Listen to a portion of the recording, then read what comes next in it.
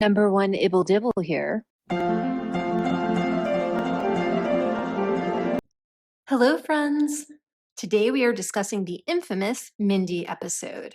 Fair warning, I don't know why, but I had a lot of trouble laughing at this episode. So this first review anyway is going to be kind of grim, kind of harsh. Sorry. And thank you again, friends, for sticking this out with me. I don't know why I'm doing this to myself. But reading your comments, I do feel a sense of camaraderie. Thank you. So firstly, wowzers, this show gets more and more boring. I really had to push myself through this episode, as in, for every 10 minutes endured, I had to palate cleanse with approximately 40 minutes of something else. And that brings me to my latest theory. Is it possible this was intentionally produced as brain-dead TV? As in, we all have those shows we don't watch so much as fall asleep to immediately. Maybe that's what this is supposed to be. Her weird ASMR voice and Headspace app-style platitudes. But then the bird said, it's all good. The light clinking of things in the kitchen. Let's just have them and see. The mostly white with a bit of nature look, the upbeat but immediately faded out Motown hits. Nice to have something to take home. Do you think this was engineered to literally put us to sleep and maximize quote-unquote watch time by actually maximizing unwatched playtime? As in, we watched 7 minutes, fell asleep, and then half the season played before someone found us on the sofa and turned it off. I'm not even joking. I really believe it's possible that in the edit, they decided brain-dead vibes was the most practical cut. Maybe Meghan knows she can't compete with cooking show energy, so she's competing with 5 hours 90s chill hop lo-fi rain beats playlist energy. Every utterance, every idea, every tip is so mindless. I'm genuinely having trouble engaging with it. Normally, if I need to take a break from something I'm watching, I'm switching over to something less challenging, usually visually challenging. I have a hard time with certain visuals, although sometimes I'm disgusted by something and need a moment or need to process the story a bit. With Meghan's show, it's the opposite. When I need a break, I need to do something more challenging. I found myself switching over to 2 and 3 hour book reviews of Gravity's Rainbow and genuinely questioning whether it was ethical for me to spend so much of my time on this brain dead crap. I have an additional secondary theory. It's easy to call Meghan fake, but maybe in a sense, this show is actually a very organic, authentic, real window into her household and marriage. I think it's likely she's just entirely disengaged and very possibly high most of the time, and keeps things very calm for Harry, who is actually most comfortable in the company of silent but present servants. Perhaps Meghan's sort of the house manager in her own house, keeping things quiet and clean and delegating this or that task, but mostly coming up with unnecessary little projects and pretending to be busy because she thinks she must to keep her job. We all know housewives like this. 80% of the day is online shopping, 10% is childcare, and 10% is the laziest imaginable home cooking because they already have a cook and nannies and maids who do the actual homemaking. But if hubby asks, which he does maybe once a business quarter, they're reupholstering or having so much trouble getting the vines to grow up the trellis, or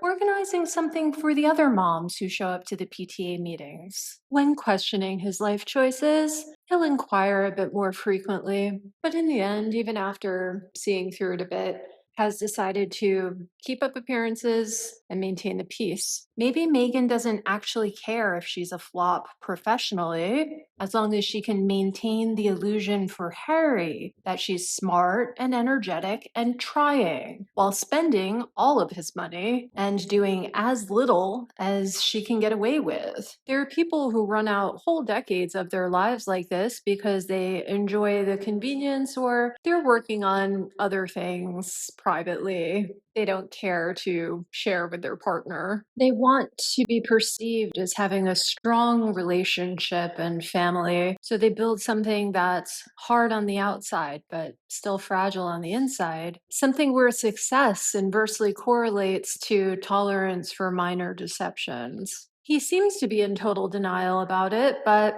perhaps Harry is aware of her incompetence. And ironically, the more incompetent she is, the more loyal he is, fearing she can't get along and do the best for the children without him. In that sense, this may very well be the realest of reality shows. Just Meghan doing some random little recipe or project kind of poorly and clearly for the first and last time, just Meghan pretending to try. So, on that note, the episode opens with Meghan picking blackberries in her garden.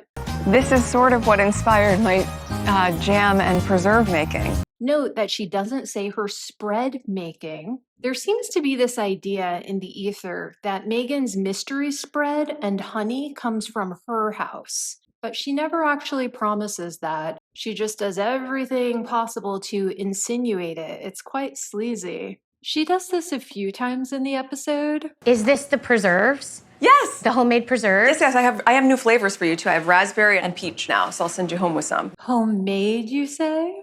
Homemade, I presume? It is. That's a raspberry preserve I made yesterday.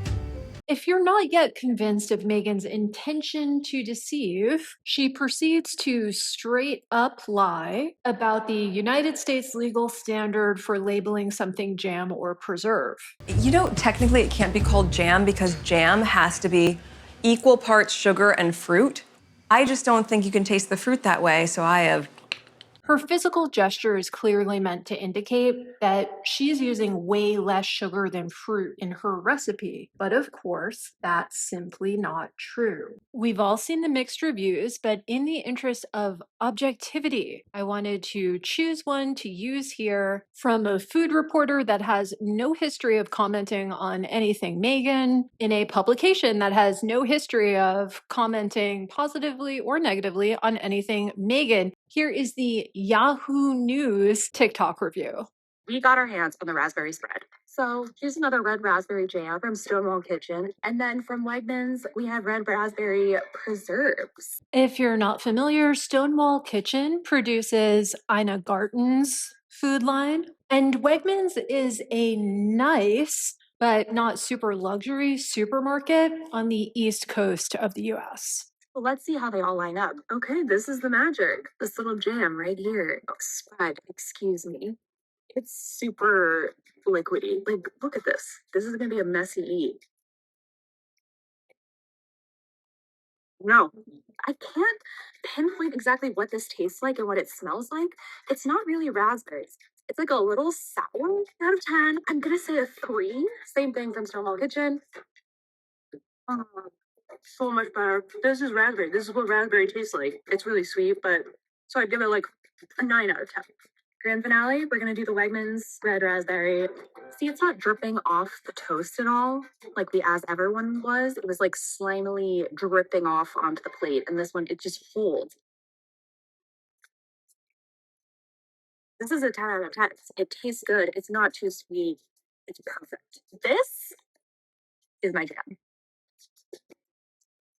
Okay. According to the law, to be called jam or preserve, there must be a minimum of either 45 or 47 parts by weight of the fruit ingredient to each 55 parts by weight of the saccharine ingredient, depending on the fruit. There are group 1 and group 2 fruits. Group 1 fruits include all Meghan's berries and require 47 parts minimum. Group 2 fruits have less water and so require 45 parts minimum. That ratio, either 47 or 45 to 55, is a minimum standard, not an upper limit. I think when she was filming, she didn't realize that the word preserve is as strictly regulated as the word jam, and thought she could get away with selling what she's selling, which looks to be a cheap syrup mixture, as quote unquote preserves. And that's why it's called spread. There are no rules regarding the word spread. For anyone thinking of ordering, I promise you, the only people eating real fruit preserves from Meghan's garden are Meghan's family and maybe two of her friends, if she has two friends. To add insult to injury, she also rubs it in a little by overselling. She says, Sweetness of this fruit is a real thing. so pushy, so greedy, so deceptive. She uses this weird phrase, a real thing, again at the end of the episode to describe Mindy. Montecito Mindy is a real thing. The way she says it is so dismissive, Montecito Mindy is a real thing. like Mindy would never fit into her exclusive clique in the exclusive enclave of Montecito. I don't like it. And Mindy doesn't seem to either, but she's as polite as physically possible. Thing. I learned so much today.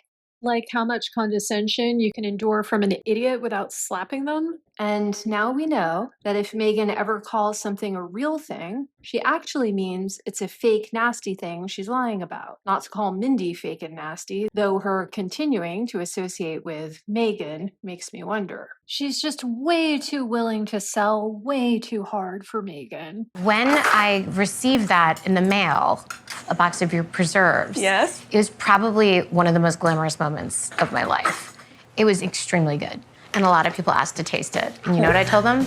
Get your own jar. Oh my. I'm trying to give Mindy the benefit of the doubt and assume that she's been put up to this by WME and Netflix and either doesn't feel she's in a position to say no or is literally counting the coins like, well, that sucked, but it covered my nanny's annual salary in 3 hours, so I can live with it. At least she calls Meghan out on her dumb Instagram 50 jar ranking game. I wasn't ranked. It was not a ranking, just a random. It was not a ranking. It was just, let me share them. And then people started to take it very personally. People like me, I straight up went on Instagram. I'm looking to see who the other people are, and I'm zooming in to see what numbers they have. And in forcing Mindy to play the foil in this scripted clapback, Meghan unwittingly reveals her entire business plan, the bones of her marketing strategy. Oh my God. She's having a higher number. I did not think about it. There we have it, folks.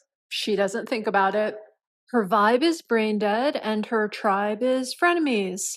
But that's not to say her making her various acquaintances feel like shit was unintentional. Check out the defensive interruption. Were these other 50 Folks. just having a Remember that weird punishing smile she gives Daniel when he said something she didn't like? She does it again here with Mindy.